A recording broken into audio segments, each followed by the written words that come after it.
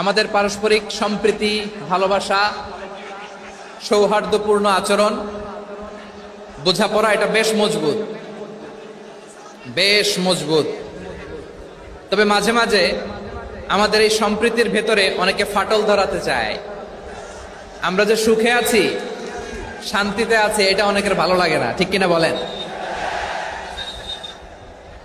আমাদের মধ্যে সাম্প্রদায়িক সম্প্রীতি, সৌহার্দ্যপূর্ণ আচরণ, ভালোবাসা এটা আবহমান কাল ধরে আছে। তার প্রমাণ, আমরা তাফসিরুল মাহফিলের আয়োজন করলে আমাদের হিন্দু ভাইরা ডিস্টার্ব করে না, ঠিক কিনা? এবং আমি যদি বলি হাত তোলেন, হিন্দু ধর্মের কারা কারা এসেছেন, কত শত কত হাজার যে হাত উঠবে, আপনি অবাক হয়ে যাবেন। আমি চাচ্ছি না হাত উঠাতে। খুলনাতে সর্বশেষ যে আমি প্রোগ্রাম করে গেলাম, সেখানে কয়েকশো হিন্দু ভাই আসছে আমাদের আলোচনা শুনতে, আলহামদুলিল্লাহ। অনেক বৌদ্ধরা আসে, অনেক খ্রিস্টানরা আসে। এবার সফরেও অনেক হিন্দু ভাইরা আমার সাথে দেখা করেছে। তারা বলেছে, হুজুর আমরা আপনার আলোচনা শুনি, আলহামদুলিল্লাহ বলেন। So it's our responsibility to present our religion to our non-Muslim brothers and sisters.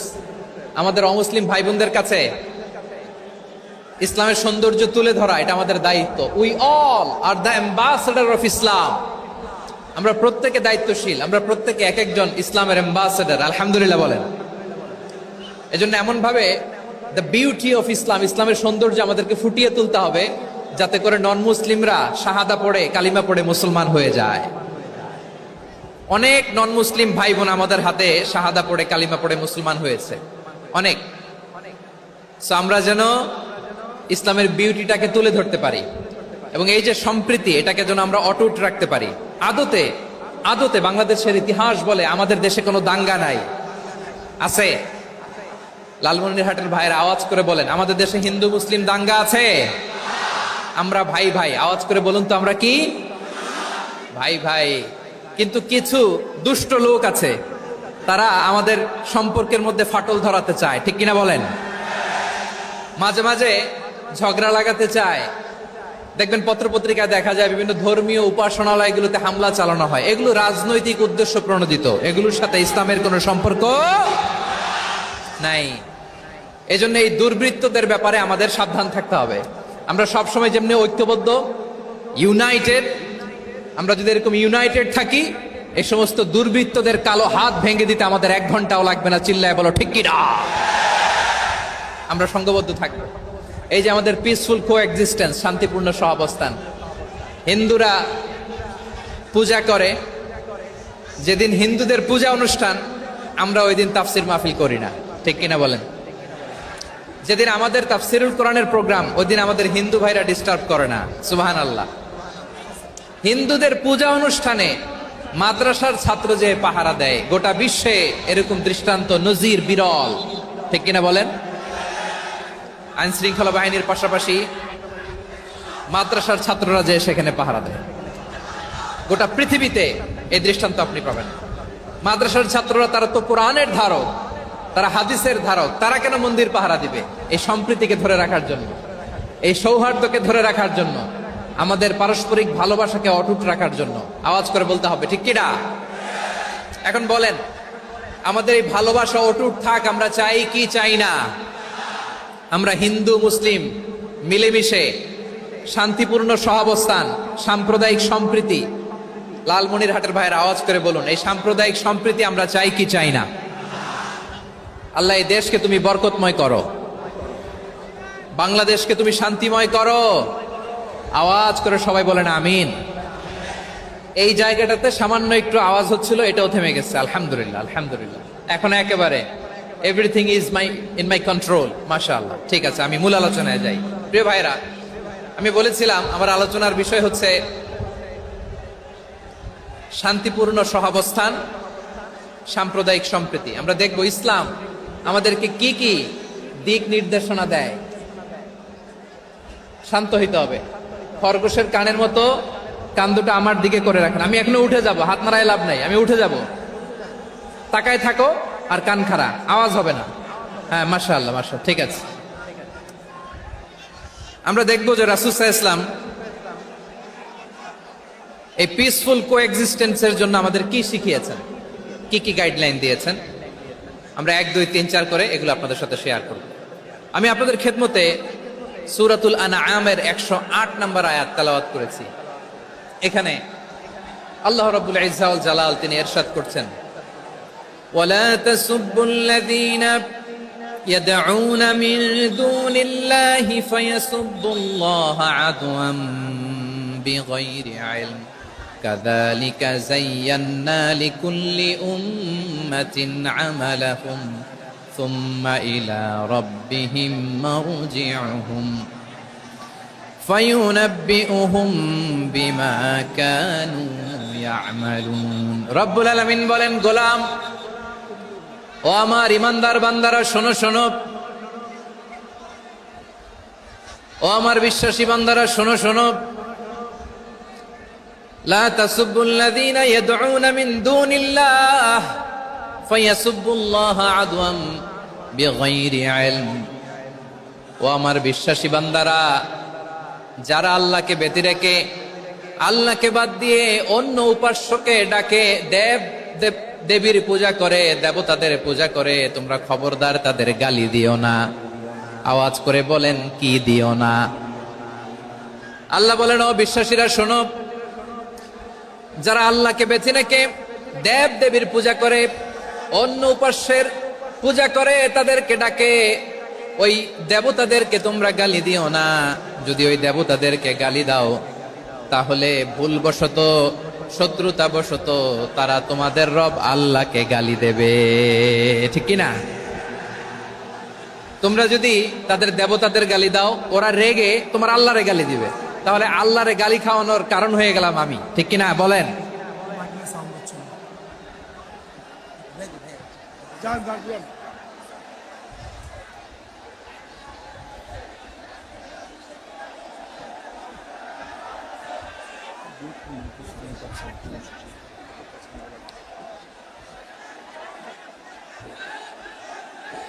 সম্মানিত ভাইয়েরা, এত বিশাল প্রোগ্রাম, মাইকের একটা সেটআপ থাকে, তারগুলো অনেক সময় নড়ে যায়, ধাক্কা ধাক্কিতে ডিসপ্লেস হয়, একটু ঝামেলা হবে।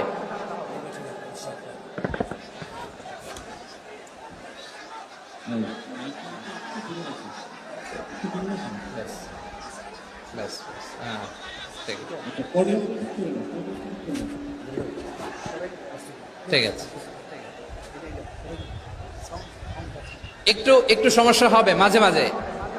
আপনারা শান্ত থাকলে, শান্ত থাকতে হবে। এইভাবে সাউন্ড নাই, এই নাই, এই বলতে বলতে আমার সময়ও নাই, উঠে যেতে হবে। এগুলো বোকামি। এই বিভাগীয় প্রোগ্রামগুলোতে যাই, চিৎকার চেঁচামেচি করে তোমরা আসো, সময় শেষ, আমাকে উঠে যেতে হয়। আমরা তো বঞ্চিত হলাম। গুরুত্বপূর্ণ অনেক কথা শোনাবো তোমাদের, অনেক।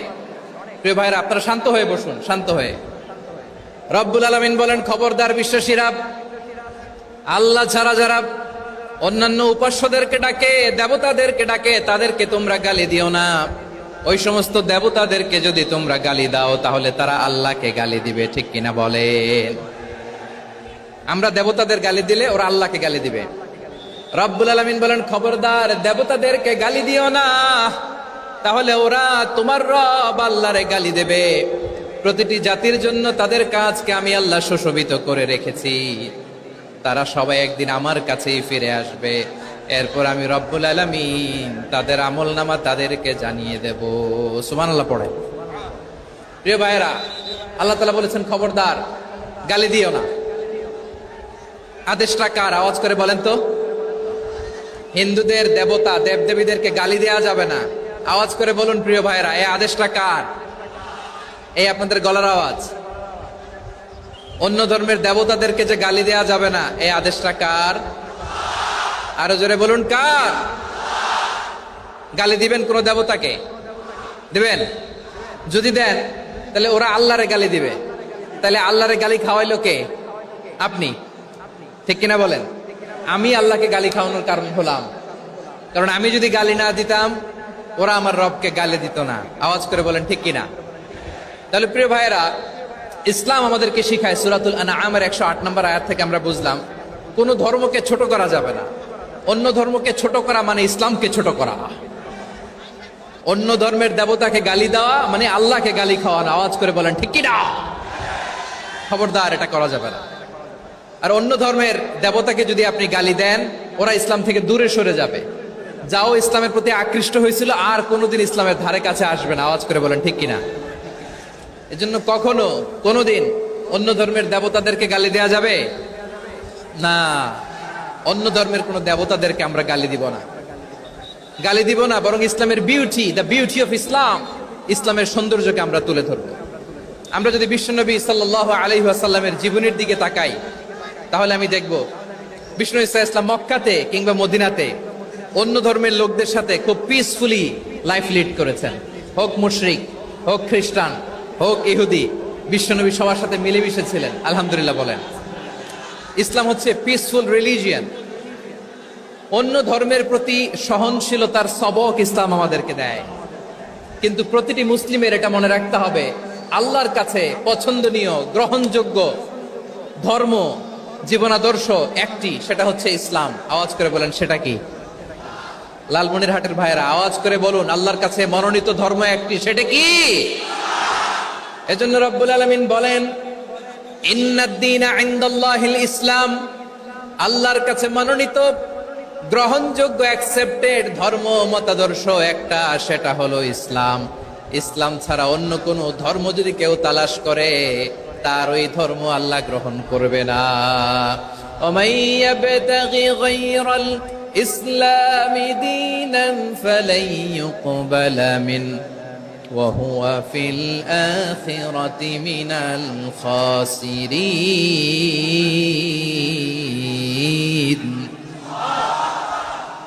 Whoever seek anything except Islam, that won't be accepted from him, and he will be loser in the day of judgment. কিয়ামতের দিন ইসলাম ছাড়া কেউ যদি অন্য কোন ধর্ম তালাশ করেছে দুনিয়াতে, তার এই মতাদর্শ গ্রহণ করা হবে না, and he will be loser, সে হবে লুজার, ক্ষতিগ্রস্ত। হাই হাই কোম্পানির ম্যানেজার, ওর আমও শেষ, সালাও শেষ। আওয়াজ করে বলেন ঠিক কি না? এজন্য ইসলাম পেয়ে আমরা খুশি না বেজার? প্রত্যেক নামাজ শেষে আমরা আল্লাহরে বলি, আল্লাহ রাদিতু বিল্লাহি রাব্বা ওয়া বিল ইসলামি দীনা ওয়া বি মুহাম্মাদিন নাবিয়ান ওয়া রাসূলা। ও আল্লাহ, তোমারে রব হিসেবে পেয়ে আমরা খুশি। ও আল্লাহ, ইসলামকে ধর্ম হিসেবে পেয়ে আমরা খুশি। বিশ্ব নবীকে আমাদের রাসূল পেয়ে আমরা খুশি। ঠিক কিনা বলেন? ইসলাম ছাড়া অন্য কোনো ধর্ম আমরা গ্রহণ করব না। ঠিক কিনা বলেন? আল্লাহর কাছে অ্যাকসেপ্টেড রিলিজিয়ান একটা, সেটা ইসলাম। তো বিশ্বনবী সাল্লাল্লাহু আলাইহি ওয়াসাল্লাম মক্কাতে কিংবা মদিনাতে খুব পিসফুলি এক্সিস্ট করেছেন, যে কোনো ধর্মের সাথে মিলেমিশে চলেছেন। তার প্রমাণ আমরা যদি রাসূল সাল্লাল্লাহু আলাইহি ওয়াসাল্লামের বায়োগ্রাফির দিকে তাকাই, তাহলে দেখব তিনি মুশরিকদের সাথে পিস ট্রিটি করেছেন, শান্তি চুক্তি, পিস ট্রিটি, পিস এগ্রিমেন্ট। আপনারা হুদাইবিয়ার সন্ধির নাম শুনেছেন? আমার লালমনিরহাটের কলিজার টুকরা ভাইয়েরা, হুদাইবিয়ার সন্ধির নাম আপনারা শোনেন নাই? ষষ্ঠ হিজরিতে বিষ্ণু ইসা ইসলাম মুশরিকদের সাথে এই ট্রিটি করেছেন, চুক্তি। কাদের সাথে? মুশরিকদের সাথে। আমরা তো মুসলমান বসতে পারি না, আমরা দুই মুসলিম ভাই একসাথে বসে চা খেতে পারি না, গল্প করতে পারি না। বিষ্ণু ইসা ইসলাম মুশরিকদের সাথে ট্রিটি করেছেন, হুদাইবিয়ার সন্ধি। এই সন্ধির আগে মক্কা থেকে কেউ মদিনায় যেতে পারে না, মদিনা থেকে কেউ মক্কায় যেতে পারে না। কিন্তু এই সন্ধির পরে ট্রাফিক স্বাভাবিক হয়ে গেল। মক্কার লোকেরা মদিনায় আসতে পারে, মদিনার লোকেরা মক্কায় আসতে পারে। এটাকে বলে সুলহে হুদাইবিয়া, the peace agreement of Hudaibiya, শান্তি চুক্তি। আমরা পৃথিবীতে এখন অনেক শান্তি চুক্তির নাম শুনি, এগুলো সব the piece treaty of Hudaibiya থেকে কপি করা। আল্লাহু আকবার। তাহলে বিশ্বনবী সাল্লাল্লাহু আলাইহি সাল্লাম তিনি যে শান্তিপূর্ণ সহাবস্থানে বিশ্বাসী ছিলেন, মুসলমানেরা যে অন্য ধর্মের প্রতি সহনশীল, তার প্রমাণ হচ্ছে এই পিস ট্রিটি। শুধু তাই নয়, মাইকের সাউন্ডটা একটু বাড়াই দিতে হবে, খুব দুর্বল, একটু মজবুত করতে হবে, আর একটু ক্লিন করতে হবে, আর সবগুলা জায়গায় সাউন্ড যাচ্ছে কিনা একটু ক্রস চেক করতে হবে। হ্যাঁ, পাবেন দিচ্ছে। Mic operator is trying his level best, দিচ্ছে। মাইক অপারেটর যিনি আছেন প্রতিটি জায়গায় প্রতিটি সাউন্ড বক্সে যেন আওয়াজ পাওয়া যায়, একটু ক্রস চেক করেন, সাউন্ডটাকে একটু স্ট্রং করে দেন। হ্যাঁ, ঠিক আছে, মাশাআল্লাহ। এদিকে তাকান, এদিকে। মক্কার পার্ট গেল, পিস এগ্রিমেন্ট করলেন, শান্তি চুক্তি। বিষ্ণু ইসলাম মদিনায় যে কি করলেন? মদিনায় যে বিষ্ণু ইসলাম মদিনা চার্টার করলেন, মদিনা সনদ, সাহিফাতুল মদিনা, এটার বলে মদিনা চার্টার। যে ওয়েস্টে, ইউরোপে, আমেরিকাতে তারা অনেক চার্টার করে, এই সব চার্টার মদিনা চার্টার থেকে কপি করা। আওয়াজ করে পড়েন সুবহানাল্লাহ। বিষ্ণু ইসলাম মদিনায় গেলেন, মদিনাতে মুসলিম, মুশরিক, ইয়াহুদি, এই তিন ধর্মের লোক মিলে সব স্টেক হোল্ডার যারা আছে সবাইকে নিয়ে বিষ্ণু ইসলাম মদিনা চার্টার করলেন, মদিনা সনদ। পড়েন সুবহানাল্লাহ। শুধু তাই নয়, মক্কাতে বিশ্বনবী পিস এগ্রিমেন্ট করলেন, শান্তি চুক্তি মুশরিকদের সাথে। মদিনাতে যে বিশ্বনবী মদিনা চার্টার করলেন, মদিনা সনদ করলেন ইহুদিদের সাথে। আবার মদিনাতে বিশ্বনবী ইহুদিদের সাথে পিস ডায়ালগ করলেন, ইন্টারফেথ ডায়ালগ করলেন, আন্তধর্মীয় সংলাপ করলেন। যে সংলাপের মূল ভিত্তি ছিল তাওহীদ। মূল ভিত্তি ছিল কি? তাওহীদ। বিশ্বনবী ইহুদিদেরকে ডাকলেন, আহ্বান করলেন, কুল ইয়া আহলাল কিতাবি তাআলাউ ইলা কালিমাতিন সাওয়াইন বাইনানা ওয়া বাইনাকুম আল্লা না'বুদা ইল্লাল্লাহ ওয়া লা নুশরিকা বিহি শাইআন ওয়া লা ইয়াত্তাখিযা বা'দুনা বা'দান আরবাবাম মিন দুনিল্লাহ فإن تولوا فقولوا اشهدوا بأننا مسلمون। সুবহানাল্লাহ পড়েন। বিশ্বনবী মদিনার ইহুদিদের ডেকে বললেন, ও ইহুদিরা, শোনো শোনো,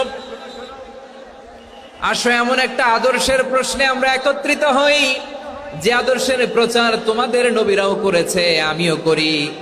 যে আদর্শের কথা তোমাদের পবিত্র ধর্মগ্রন্থগুলোতে আছে, আমার কোরআনেও আছে। সেটা হলো তাওহীদ। আমরা এক আল্লাহ ছাড়া কারো ইবাদত করব না, আল্লাহর সাথে কাউরে শরীক করব না, আল্লাহ ছাড়া কাউরে রব মানব না। পড়েন সুবহানাল্লাহ।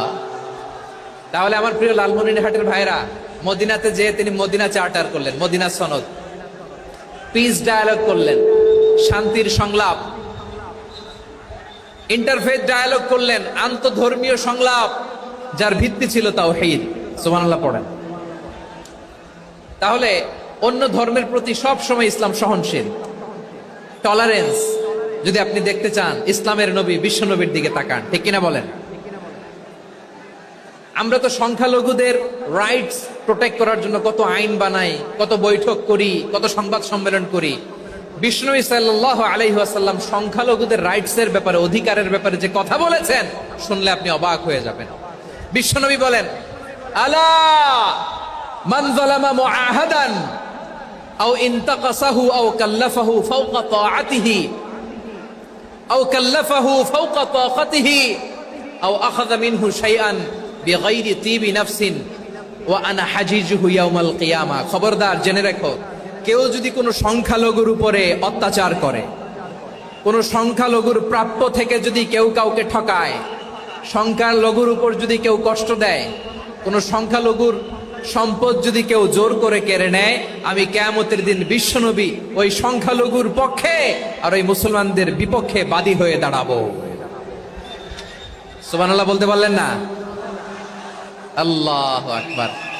আপনি নামাজি, আপনি মুসল্লি, আপনি হাজী সাহেব, তাহাজ্জুদ পড়তে পড়তে কপালে দাগ ফেলে দিছেন। আপনার প্রতিবেশী হিন্দু, ভাবছেন আমার তো পাওয়ার আছে, ওর জমিটা দখল করি। বিশ্বনবী বলেন, কিয়ামতের দিন ওই হিন্দুর পক্ষে, তোর বিরুদ্ধে আমি বাদী হয়ে দাঁড়াবো।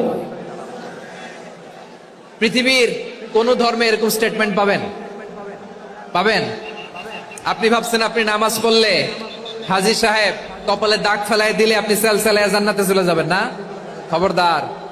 বিশ্বনবী বলেন, কোন সংখ্যালঘুর উপর যদি কেউ আক্রমণ করে, তার প্রাপ্য তাকে না দিয়ে যদি তাকে ঠকায়, তার উপর জুলুম করে, তার সম্পদ যদি কেড়ে নেয়, আমি নবী, তুমি মুসলিম হইতে পারো, মুসল্লি হইতে পারো, তার পক্ষে, তোমার বিপক্ষে আল্লাহর দরবারে বাদী হয়ে দাঁড়াবো।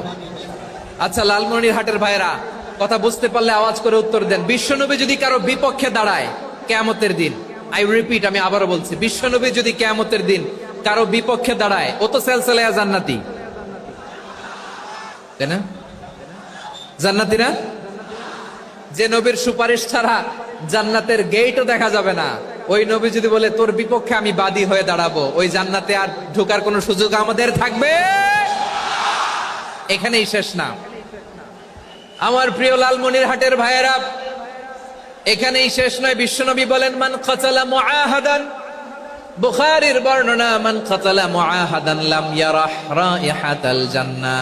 কেউ যদি, কোন মুসলিম যদি অন্যায়ভাবে কোন সংখ্যালঘুকে হত্যা করে, কোন হিন্দুকে হত্যা করে, কোন বৌদ্ধরে হত্যা করে, অন্যায়ভাবে কোন মুসলিম যদি কোন সংখ্যালঘুরে হত্যা করে, জান্নাতে যাওয়া তো দূরের কথা, ওই মুসলিম জান্নাতের ঘ্রাণও পাবে না। সেই বুখারীর বর্ণনা, মান কাতালা মুআহাদান লাম ইয়ারাহ রাইহাতাল জান্নাহ ওয়া ইন্না রিহাহা লা ইউজাদু মিন মাসিরাতি 40 আমা। যে জান্নাতের ঘ্রাণ 40 বছর দূরের রাস্তা থেকেই পাওয়া যায়। সুবহানাল্লাহ পড়েন। প্রিয় ভাইরা, এখান থেকে জান্নাতে পৌঁছতে লাগবে 40 বছর। এত দূর, কত বছর? সবাই বলেন কত বছর? এখান থেকে জান্নাতে পৌঁছতে লাগবে 40 বছর। এত দূরে থাকতেই জান্নাতের ঘ্রাণ আপনার নাকে এসে ধাক্কা মারবে। বিশ্বনবী বলেন, যে ব্যক্তি কোন সংখ্যালঘুকে হত্যা করে, জান্নাতের ঘ্রাণ তো পাবেই, জান্নাতে তো ঢুকতে পারবেই না, জান্নাতের ঘ্রাণও তার নাকে লাগবে না। পড়েন নাউযুবিল্লাহ। তাহলে সংখ্যালঘুদের ব্যাপারে ইসলামে অধিকার দেয়া আছে না নাই? লালমনিরহাটের ভাইয়ের আওয়াজ করে বলেন, আমার সংখ্যালঘু হিন্দু ভাইদের রাইটস, অধিকার আমাদের ইসলামে প্রোটেক্টেড আছে না নাই? এখানেই শেষ না। বিষ্ণু ইসলাম আপনার অমুসলিম প্রতিবেশীর সাথে ভালো আচরণ করতে বলেছে। আমাদের হয় না এটা মুসলিম পাড়া, ওটা বৌদ্ধ পাড়া, হয় না? অনেক সময় হয় না এটা আমাদের মুসলিম পাড়া, ওইটা হিন্দু পাড়া, এরকম আছে না নাই? লালমনিরহাটে নাই না? আছে? হিন্দু যদি আপনার প্রতিবেশী হয় কি করবেন? ওরে কষ্ট দিবেন নাকি? কেন? ও তো হিন্দু, ও তো আমার আল্লাহরে ডাকে না, ওরে কষ্ট দিলে জায়েজ হবে না? খবরদার। বিষ্ণু ইসলাম বলেন, মান কানা ইউমিনু বিল্লাহ ওয়াল ইয়াউমিল আখির ফালিউকরিম জারাহ। যে আল্লাহ বিশ্বাস করে আর আখিরাতে বিশ্বাস করে, সেজন্য প্রতিবেশীর সাথে ভালো আচরণ করে। সুবহানাল্লাহ। কলিজা জুড়ায় যায় না আমার নবীর কথাগুলো শুনলে? যে আল্লাহ বিশ্বাস করে, যে আখিরাতে বিশ্বাস করে, সেজন্য প্রতিবেশীর সাথে ভালো আচরণ করে। এখানে বলছে মুসলিম প্রতিবেশী বলছে, নামাজি প্রতিবেশী বলছে, আল্লাহওয়ালা প্রতিবেশী বলছে না। প্রতিবেশী আস্তিক হোক নাস্তিক হোক, প্রতিবেশী মুমিন হোক মুশরিক হোক, প্রতিবেশী হইলেই তার সাথে ভালো আচরণের দরকার আছে না নাই? আমার প্রিয় লালমনিরহাটের ভাইয়েরা, বিষ্ণু ইসলাম ওনার ইহুদি প্রতিবেশীদের দেখাশোনা করতেন। আওয়াজ না শোনা যাক, আমারও তো দেখা যায়, আমারও তো দেখা যায়। তাকায় থাকেন, তাকায় থাকলে সওয়াব হবে। কোরআনের কথা যেখান থেকে হয়, এদিকে তাকায় থাকলেই বরকত। তাকায় থাকেন। জি জি, মাইক, আমি তার মাইক ঠিক করতে আসি না এদিকে, এই মাইক ঠিক করব, ওই মাইক ঠিক করব, ওদিকে পাইলট বলবে হুজুর চলে আসেন। জি বসুন, বসুন, মাশাআল্লাহ। হ্যাঁ, খুব শান্ত, ঠিক আছে। পুলিশ ভাইরা না খেয়ে দিনরাত আপনারা যাতে সুশৃঙ্খল একটা প্রোগ্রাম উপহার পান, এটাই চেষ্টা করতেছে। আপনাদেরকে কষ্ট দিতে আসে নাই, একটু একটু সহযোগিতা করেন। জি মাশাআল্লাহ। হ্যাঁ ঠিক আছে। আমার প্রিয় ভাইরা, প্রতিবেশী আস্তিক হোক নাস্তিক হোক, মুসলিম হোক হিন্দু হোক, তার সাথে ভালো আচরণ করতে হবে। বিষ্ণু ইসলাম ওনার ইহুদি প্রতিবেশীর বাসায় যেতেন। কোন প্রতিবেশী? ইহুদি। আওয়াজ করে বলেন, কোন প্রতিবেশী? ইহুদি। এক ইহুদি কিশোর বিষ্ণু ইসলামের খেদমত করতে, ইহুদি ছেলে আমার নবীর খেদমত করতো। তারা ছিল নবীর প্রতিবেশী। তো অনেকদিন হয় ইহুদি ছেলেটা আসে না। বিষ্ণুনবী খোঁজ দিলেন, ঘটনা কি? একটা ইহুদি ছেলে না আমার খেদমতে আসতো, ছেলেটা কই? খোঁজ নিয়ে জানলেন ছেলেটা অসুস্থ। বিষ্ণু ইসলাম ওই ইহুদির বাড়িতে চলে গেলেন ওই ছেলেটাকে দেখা করার জন্য, ভিজিট করার জন্য। সুবহানাল্লাহ পড়বেন না?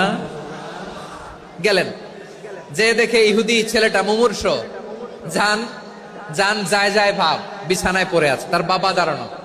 বিশ্বনবী তার মাথার পাশে বসলেন, মাথায় হাত বুলিয়ে দিলেন, আর ছেলেটাকে বললেন আসলিম, হে ইহুদি ছেলে, আসলিম, ইসলাম ধর্ম গ্রহণ করো। তো ছোট্ট ছেলে ভাবে আমরা ইহুদি, এখন ইসলাম ধর্ম গ্রহণ করলে আব্বা যদি বকা দেয়, ফানাযারা ইলা ওয়াজহি আবি, ছেলেটা তার বাবার চেহারার দিকে তাকালো, দেখি আব্বা কি কয়। আব্বা যদি বলে তাইলে ইসলাম ধর্ম গ্রহণ করবে। ইহুদি ছেলেটা তার বাবার দিকে যখন তাকালো, ওর বাবা বলে আতি আবুল কাসিম, আবুল কাসিম যা বলে তাই করো। আবুল কাসিম হচ্ছে বিষ্ণু ইসলামের একটা কুনিয়াত, উপনাম। আমার রাসূলের বড় ছেলের নাম ছিল কাসেম। যেমন দেখবেন আমাদের এলাকায় কারো ছেলের বড় ছেলের নাম যদি হয় আব্দুল্লাহ, এরা আব্দুল্লাহর বাপ বলে ডাকে। কারো বড় মেয়ের নাম যদি হয় ফাতেমা, এরা কি ডাকে? ফাতেমার বাপ বলে না? তো বিষ্ণু ইসলামের বড় ছেলের নাম ছিল কাসেম। ইহুদি বাবা বলল আতি আবুল কাসেম, আবুল কাসেম যা বলে তাই শোনো, মানে মোহাম্মদ যা বলে তাই শোনো।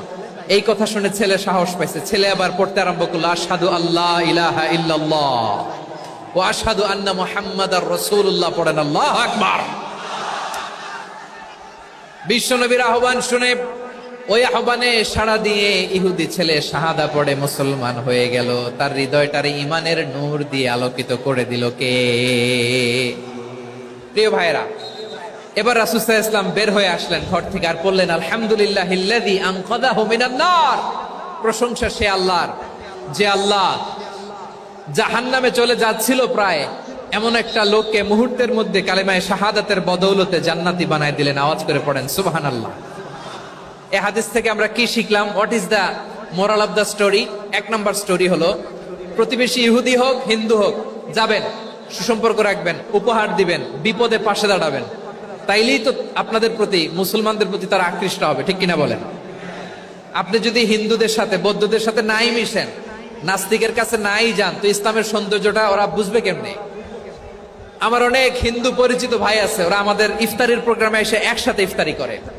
অনেক মদখোর আমার সাথে বসে একসাথে ডিনার করে, হাফ প্যান্ট পরা, গলায় স্বর্ণের চেইন, হাতে স্বর্ণের ব্রেসলেট, আইসা আমার সাথে ডিনার করছে, আছে এরকম।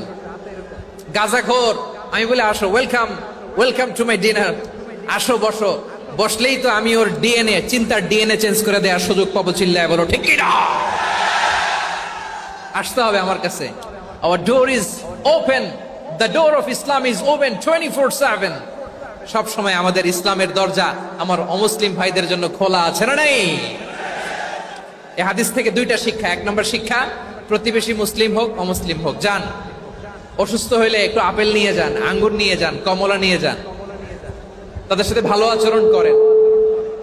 ইসলামের বিউটি দেখে, সৌন্দর্য দেখে অবাক হবে, নসিব ভালো হলে কোনোদিন কালিমা পড়ে মুসলমান হয়ে যাবে, ঠিক কিনা বলেন? তাহলে অমুসলিমের সাথে ভালো সম্পর্ক। বিশ্বনবী ইহুদির বাড়িতে গেলেন, ইহুদির বাড়ি, আর আমার মুসলমান ভাই আমার কাফের বলে, এরকম আছে না নাই? মুসলিমরা দেখতে পারে না, সহ্য করতে পারে। বিষ্ণু ইসলাম ইহুদির বাড়িতে গেলেন, এটা একটা শিক্ষা। আরেকটা শিক্ষা হলো, ভাইরা ধাক্কা মারে এসে সামনে এসে কি লাভ? প্রোগ্রাম তো শেষ হচ্ছে, এখনই শেষ হচ্ছে। তো এই যে আমাদের বকশি ভাই ওয়াদা নিল, হাত তোলালো, মিম বলে এত কথা বললো, তো আমি জেলায় জেলায় যে খালি হাত নাড়াই তোমাদের জন্য নাকি? হ্যাঁ, হাত নাড়াই শুধু। এই ধাক্কাইতে ধাক্কাইতে এদিকে এসে হাত নাড়াইতেছে, হয়েছে তো, দেখলাম তো, ঠিক আছে, মাশাআল্লাহ, অনেক সুশৃঙ্খল, অন্যান্য যে কোনো জেলার জন্য সুশৃঙ্খল। আমার দিকে তাকাও, আমার দিকে তাকাও,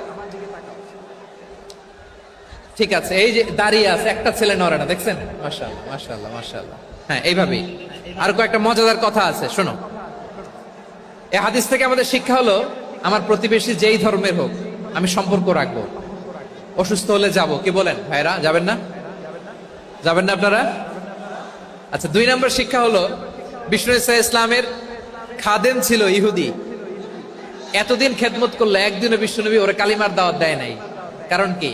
বিশ্বনবী একটা ভালো সময়ের অপেক্ষা করতেছিলেন, প্রপার টাইমিং। দাঈর কাজ হচ্ছে দাঈ ইলাল্লাহ, সে হচ্ছে সুযোগ সন্ধানী। দাঈ সুযোগ খোঁজে, কখন দাওয়া দিলে ব্যাটে বলে হবে, ঝোপ বুঝে কোপ মারে, ঠিক কিনা বলেন? বিষ্ণু ইসলাম ভালো সময়ের অপেক্ষা করতেছিলেন, দেখি ভালো সময় আসুক আসুক আসুক আসুক। আস্তে আস্তে এমন সময় আসছে, ছেলে এবার মুমূর্ষ, অসুস্থ ব্যক্তির হৃদয় অত্যন্ত নরম থাকে। হসপিটালে যখন কেউ যায় তার হৃদয়টা বড্ড নরম থাকে, মৃত্যুর ভয়ে তার অন্তরটা নরম থাকে, ঠিক কিনা বলেন? এই প্রপার টাইমিং এর অপেক্ষা করতেছিলেন, যখনই টাইমিং পেয়েছেন দাওয়াত দিলেন, পড়ো লা ইলাহা ইল্লাল্লাহ, সুবহানাল্লাহ পড়েন সবাই। তাহলে ইসলাম অমুসলিম প্রতিবেশীর সাথে ভালো আচরণ করতে বলে। ইসলাম অমুসলিম মাতা পিতার সাথেও ভালো আচরণ করতে বলে। মাতা পিতা যদি অমুসলিম হয় তাহলে ফেলে দিতে পারবেন? পারবেন? পারবেন? আমার লালমনিরহাটের ভাইয়েরা, অনেক হিন্দু ছেলে আমাদের হাতে শাহাদা পড়ে মুসলিম হয়, কিন্তু ওর মা মুসলমান হয় নাই, বাবাও হয় নাই, এরকম আছে না নাই? তো ও হয়েছে মুসলিম, মা বাপ হিন্দু, এখন মা বাপ কি বাদ? হ্যাঁ, মা বাপ বাদ দেয়া যাবে? যেই মা আপনারে 9 মাস 8 মাস পেটে ধারণ করলো, আপনার মায়ের নার ছেঁড়া ধন, আপনি ওই মারে বাদ দিতে পারবেন? যেই মায়ের বুকের তাজা দুধ খেয়ে আপনি আজকে বাড়ন্ত তাজা তরতাজা, ওই মারে বাদ দেয়া যাবে? মায়ের এক ধারে দুধের দাম, কাটিয়া গায়ের চাম, পাপুষ বানাইলেও ঋণের শোধ হবে না, এমন দরদি ভাবে কেউ হবে না আমার মাহা গো। মায়ের এক ধারে দুধের দাম, কাটিয়া গায়ের চাম, পাপুষ বানাইলেও ঋণের শোধ হবে না, এমন দরদি ভাবে কেউ হবে না আমার মাহা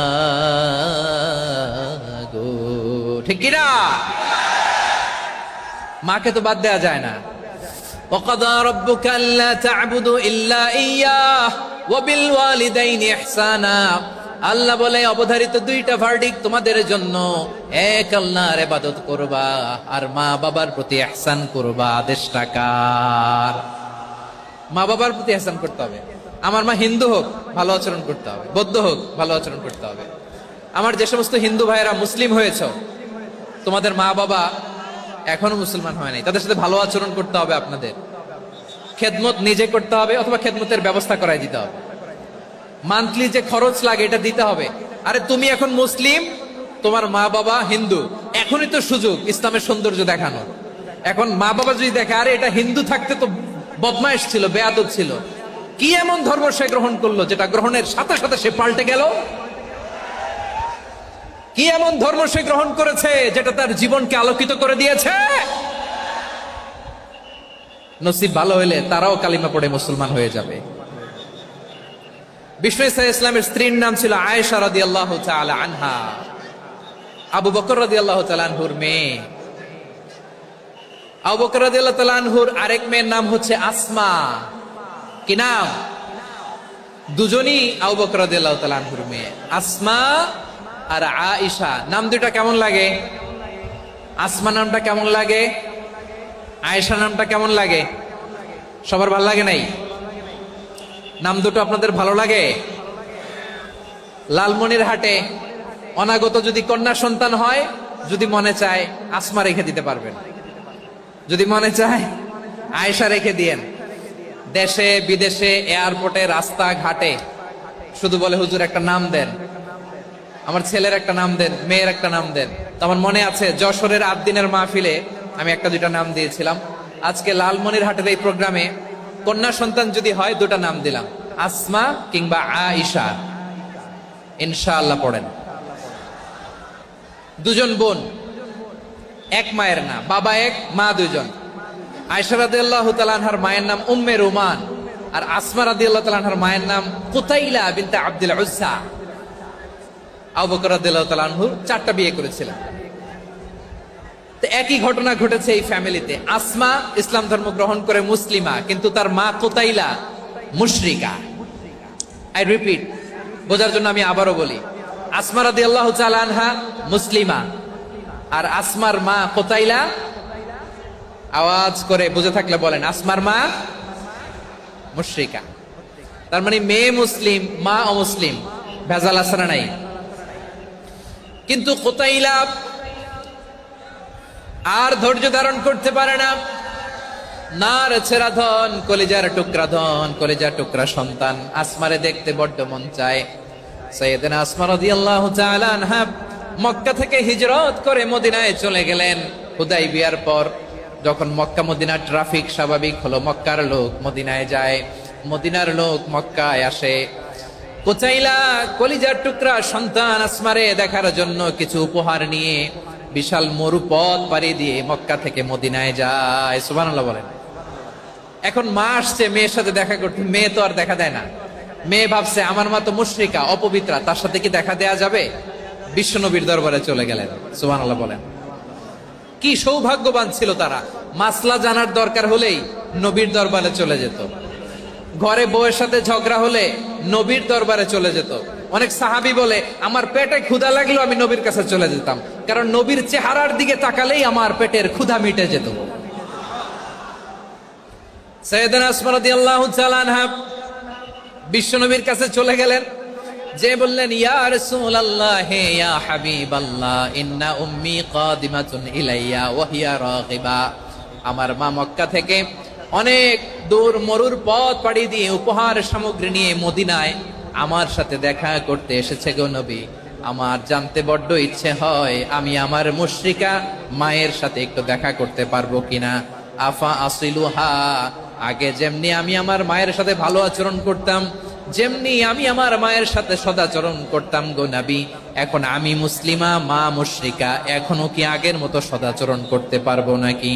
বিশ্বনবী বললেন নাম সিলিহা, হ্যাঁ রে আসমা, অবশ্যই অবশ্যই, আগে ঠিক যেমন তুমি তোমার মায়ের সাথে ভালো আচরণ করতে এখনো তেমনি আগের মতো ভালো আচরণ করবা।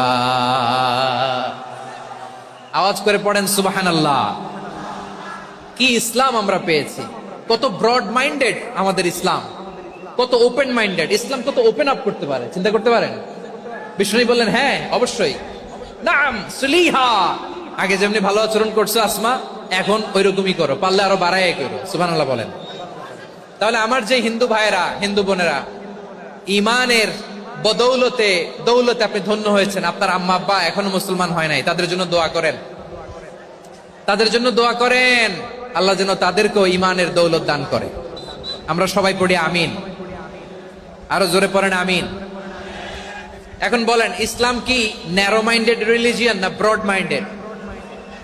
লালমনিরহাটের যুবক ভাইরা আওয়াজ করো, ইসলাম কি ন্যারো মাইন্ডেড না ব্রড মাইন্ডেড? কতটা ব্রড মাইন্ডেড দেখেন। বিশ্বনবী সাল্লাল্লাহু আলাইহি সাল্লাম অমুসলিমরা যদি নবীকে উপহার দিত, ওই উপহারও বিশ্বনবী গ্রহণ করতেন। সুবহানাল্লাহ পড়েন। আপনার অমুসলিম বন্ধু যদি উপহার দেয় সেটাও আপনি নিতে পারবেন, যেটা নেওয়া জায়েজ। কিন্তু আপনার বন্ধু যদি আপনার মদের বোতল দেয়, নিতে পারবেন? হ্যাঁ, মদের বোতল দিলে পারবেন না। আপনার বন্ধু যদি আপনার পর্ক দেয়, পর্ক, শুকরের গোশত মিশ্রিত কোনো খাবার, ওটা নিতে পারবেন না। হালাল যে কোনো জিনিস নিতে পারবেন। বিশ্বনবী সাল্লাল্লাহু আলাইহি ওয়াসাল্লাম অমুসলিমদের দেয়া হাদিয়া গ্রহণ করতেন। কেমন নবী ছিলেন! আমার নবীরে চিনে নেন, আমার নবীর অ্যাটিটিউড জেনে নেন। বিশ্বনবী সাল্লাল্লাহু আলাইহি ওয়াসাল্লাম যখন কোনো জনপদে যেতেন, তিনটা অপশন নিয়ে যেতেন। প্রিয় ভাইয়ের আওয়াজ করে বলতে হবে, কোন জনপদে গেলে আমার নবীর অপশন থাকতো কয়টা? আমার মতো 3 আঙ্গুল উঁচু করে দেখান আর বলুন, আমার নবী কোন জনপদে গেলে কয়টা অপশন নিয়ে যেতেন? 1 নাম্বার অপশন আসলিম তাসলাম। নতুন এলাকায় গেলে বলতেন আসলিম তাসলাম, ইসলাম ধর্ম গ্রহণ করো, শান্তিতে থাকবা, আমার ভাই হয়ে যাবে, আমরা ভাই ভাই, ইসলাম মানো, আমরা ভাই ভাই। অপশন নাম্বার কত? 1। যদি বলে না ইসলাম মানবো না, ওকে, অপশন নাম্বার 2, মুসলিম হওয়ার দরকার নাই, লা ইকরাহা ফিদ্দিন, ইসলামে কোনো বাড়াবাড়ি নাই। খ্রিস্টান আছো থাকো, বৌদ্ধ আছো থাকো, ইহুদি থাকতে চাও থাকো, কিন্তু আমরা যেহেতু রিজিওনাল সুপার পাওয়ার, আমাদের আন্ডারে থাকো, ট্যাক্স দিয়া থাকো, এটার বলে জিজিয়া। আলেম যারা আছেন বুঝবেন, এটার আরবিতে কি বলে? জিজিয়া। You pay us the tax, we will give you the security. তোমরা ট্যাক্স দিবা, আমরা সিকিউরিটি দিব, আমাদের আওতায় থাকবা, কেউ তোমাদেরকে আক্রমণ করতে পারবে না, আমরা নিরাপত্তা দিব। সুবহানাল্লাহ বলেন। এটা অপশন নাম্বার কত? আচ্ছা, বুঝে থাকলে বলেন 1 নাম্বার অপশন কি ছিল? ইসলাম। ইসলাম মানো, শান্তিতে থাকবা, ভাই ভাই, আমরা ভাই ভাই। অপশন নাম্বার 2, ট্যাক্স দাও, আমরা নিরাপত্তা দিব, মুসলিম হওয়া লাগবে না। এখন 1 নাম্বারও মানে না, 2 নাম্বারও মানে না, মুসলিম হবো না, ভালো খ্রিস্টান থাকো, ট্যাক্স দাও, আমরা সিকিউরিটি দিব না, এইটাও মানি না। বিষ্ণু বলেন তাহলে তলোয়ার আমাদের আর তোমাদের মাঝে ফয়সালা করবে। মুসলিমও হব না, ট্যাক্স দিবা, নিরাপত্তা দিব, আমরা সুপার পাওয়ার, আমাদের আন্ডারে থাকবে, এটাও না। তাহলে তোমাদেরকে তো আমরা বিশ্বাস করতে পারি না, কখন না কখন বিশ্বাসঘাতকতা করো, কার সাথে মিলে হাত মিলাও, তলোয়ার আমাদের মাঝে ফয়সালা করবে। তখন তিনি জেহাদের সশস্ত্র সংগ্রামের ঘোষণা দিতেন। সুবহানাল্লাহ পড়েন। দেখেন পশ্চিমারা জেহাদকে এইভাবে চিত্রায়িত করে না। ওরা জেহাদ বলতে বুঝায় তলোয়ার, হাত কাটো, গলা কাটো, না, জেহাদ সশস্ত্র সংগ্রাম 3 নম্বরে। অধিকাংশ ক্ষেত্রেই বিশ্বনবীর সুন্দর আচরণ দেখে, আরে আমার নবীর যে নুরানি চেহারা, অনেকে তো কেবল সিরেফ চেহারাটা দেখেই কালিমা পড়ে মুসলমান হয়ে গিয়েছে। যারা মুসলিম হয় নাই তারা তাদের ইসলামেই বলবৎ ছিল, ট্যাক্স দিয়ে ইসলামের আন্ডারে ছিল। যারা এটাও মানে নাই ওইটাও মানে নাই, তাদের বিরুদ্ধে জেহাদ। বিষ্ণু ইসলাম 7ম হিজরিতে যখন খায়বার বিজয়ের পরে ইসলাম রিজিওনাল সুপার পাওয়ার হিসেবে আত্মপ্রকাশ করলো, বিশ্বনবী চিঠি লিখলেন অন্যান্য সুপার পাওয়ারের কাছে, রাষ্ট্রীয় চিঠি লেখে এক রাষ্ট্রপ্রধান আরেক রাষ্ট্রপ্রধানের কাছে। ঠিক কিনা বলেন? জানেন না আপনারা? এই যে 24-এর ছাত্র নাগরিক অভ্যুত্থানে